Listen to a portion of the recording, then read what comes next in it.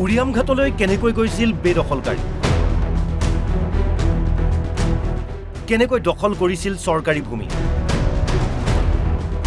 গোলাপ বৰবৰা চৰকাৰে ভূমি আবণ্টন দিয়া কথা কিমান সত্য গোলাঘাট জিলাৰ অসম নাগালেণ্ড সীমান্তৱৰ্তী উৰিয়াম ঘাটত বৃহৎ উচ্ছেদ চলিল বেদখলকাৰী বংগমূলীয় ধৰ্মীয় সংখ্যালঘু পৰিয়ালক উচ্ছেদ কৰা হ'ল এই উচ্ছেদক গোলাঘাট জিলাবাসীৰ লগতে ৰাজ্যৰ সকলো খিলঞ্জীয়া লোকে সমৰ্থন কৰিছে তাৰ মাজতেই এটা মহলে প্ৰচাৰ কৰিছে যে উৰিয়াম ঘাটত বংগমূলীয় ধৰ্মীয় সংখ্যালঘুক সংস্থাপন দিছিল গোলাপ বৰবৰাৰ চৰকাৰে নগাৰ আগ্ৰাসন ৰোধ কৰিবলৈ সংখ্যালঘুক সংস্থাপন দিছিল বিভিন্নজনৰ লগতে এই কথা কৈছে এআইইউডিএফৰ বিধায়ক আমিনুল ইছলামে উৰিয়াম ঘাটৰ ঘটনাটো এটা সময়ত গোলাপ বৰবৰাই যেতিয়া মেৰাপানীত বহুত যেতিয়া 1976 যেতিয়া বহুত ব্যাপক ধৰণৰ হত্যাকাণ্ড হৈছিল সেই সময়ত গোলাপ বৰবৰাই নদীভংগ মানুহবিলাকক লৈ তাত তিনিপুৰাকে মাটি আৰু 1.5 কাঠাকে ঘৰৰ মাটিৰ ব্যৱস্থা দিয়া হৈছিল সেইখিনি মানুহক উচ্ছেদ কৰিছে হয় ফৰেষ্ট ল্যান্ড কৰিব পাৰে কিন্তু তাৰ অল্টাৰনেটিভ সিস্টেম অল্টাৰনেটিভ এটা এৰেঞ্জমেণ্ট কৰি দিব লাগে এইখিনি মানুহ 70 ইয়াৰ্স হৈ গ'ল তাতে বহিব সেইখিনি মানুহক এনেকৈ দিছে এটা সময়ত নগাবিলাকৰ আগ্ৰাসন ৰক্ষা কৰিবৰ কাৰণে তাত তেখেতসকলক সেটেলমেণ্ট দিয়া হৈছিল চৰকাৰৰ উচ্ছেদক সমালোচনা কৰিবলৈ গৈ এই যুক্তি দিব বিচাৰিছে একাংশই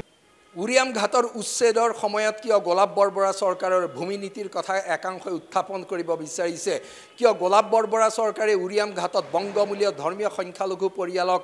ভূমি আবণ্টন দিয়া বুলি এটা মহলে দাবী কৰিছে এই দাবীৰ যুক্তিযুক্ত থাকত প্ৰকৃততে গোলাপ বৰবৰা চৰকাৰে উৰিয়াম ঘাটত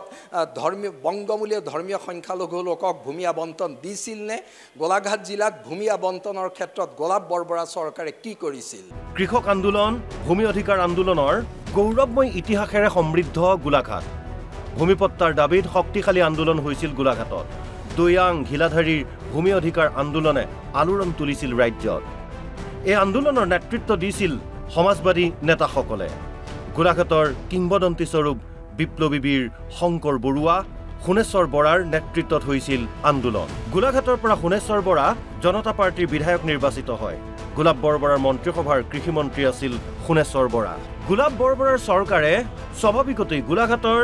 ভূমিহীনক ভূমি আবণ্টন দিয়াৰ ব্যৱস্থা কৰিছিল বৰবৰা চৰকাৰে জিলাখনৰ কোন অঞ্চলত ভূমি আবণ্টন দিছিল দৈয়াঙত ভূমি আবণ্টনৰ ব্যৱস্থা কৰিছিল বৰবৰা চৰকাৰে খিলঞ্জীয়া ভূমিহীনক মাটি দিছিল ঘিলাধাৰী মৌজাত ভূমি আবণ্টন দিছিল আবণ্টিত ভূমিৰ গাঁৱক সমাজবাদী সত্যাগ্ৰহী গাঁও নামকৰণ কৰা হৈছিল এই সন্দৰ্ভত প্ৰয়াত মুখ্যমন্ত্ৰী গোলাপ বৰবৰাৰ পুত্ৰ বিজেপি নেতা পংকজ বৰবৰাই কয় গোলাপ বৰবৰা চৰকাৰে গোলাঘাট জিলাৰ ঘিলাধাৰী মৌজাত মাটি আবণ্টন কৰিছিল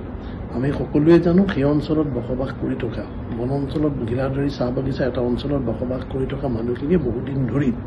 মাটিৰ পট্টাৰ পৰা সংগ্ৰাম কৰিছিল আৰু এই সংগ্ৰামৰ নেতৃত্ব দিছিল ছ'চিয়েলিষ্ট পাৰ্টিৰ নেতৃবৰ্গই আৰু সেই 1975 চনত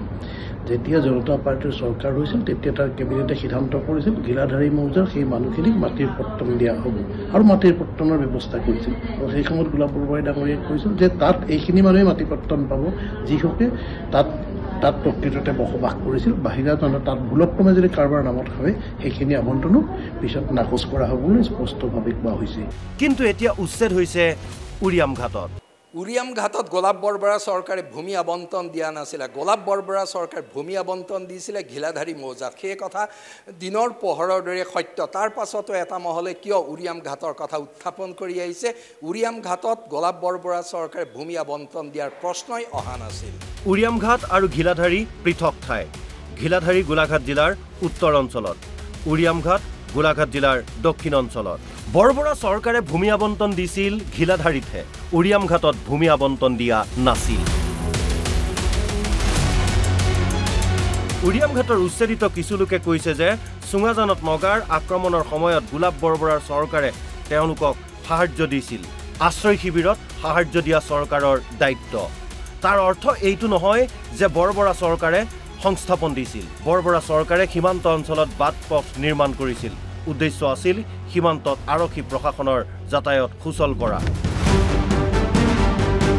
বেদখলকাৰীৰ বাবে পথ নিৰ্মাণ কৰা নাছিল বৰবৰা চৰকাৰে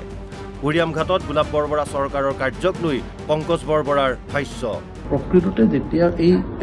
উৰিয়াম ঘাটৰ সেই অঞ্চলটো 1979 চনত ৰেংমা বনাঞ্চলত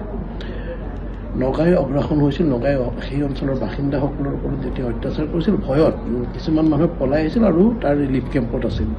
আৰু 1979 চনৰ সেই সময়ৰ চৰকাৰে সেই অঞ্চলৰ সেই ৰিলিফ কেম্পত থকা মানুহখিনিক মানৱীয়তাৰ খাতিৰত আৰু দ্বিতীয়তে চৰকাৰৰ যিটো নিয়ম ৰিলিফ কেম্পত থকা মানুহখিনিক যিখিনি সাহায্য সামগ্ৰী প্ৰদান কৰিব লাগে সেই সাহায্য সামগ্ৰীখিনি সেই অনুযায়ী প্ৰদান কৰিছিল আৰু এই কথাটোকে এতিয়া তাতে বহুকেইজনে কৈছে যে আমি তাতে বসবাস কৰোঁতে আমাক সাহায্য দিছিল প্ৰত্যেকতে আৰু সেই অসমৰ সেই অঞ্চলসমূহ তেতিয়া কোনো তাৰ আগলৈকে প্ৰশাসন যন্ত্ৰ যাবলৈ বা পুলিচ মিলিটাৰী যাবলৈ কোনো নিৰাপত্তা বাহিনী যাবলৈ কিবা অশান্ত হ'লে কিবা পৰিস্থিতিত যাবলৈ কোনো ব্যৱস্থা নাছিল তেতিয়াই 1979 চনত চৰকাৰে তেতিয়া সেই অঞ্চলসমূহত নগালেণ্ডৰ সীমান্তৰ সেই উৰিয়াম ঘাটৰ সেই অঞ্চলবিলাকত বাট পথৰ ব্যৱস্থা কৰিছিল কেতিয়াও কোনো প্ৰকাৰে উৰিয়াম ঘাটত বংগমূলীয় ধৰ্মীয় সংখ্যালঘু লোকক সংস্থাপন দিয়া নাছিল গোলাপ বৰবৰা নেতৃত্বাধীন জনতা পাৰ্টিৰ চৰকাৰে এই কথা সত্য তথ্যই প্ৰমাণ কৰে উৰিয়াম ঘাটৰ বেদখলৰ ইতিহাস ভাস্কৰ জ্যোতি বৰাৰ ৰিপৰ্ট NB নিউজ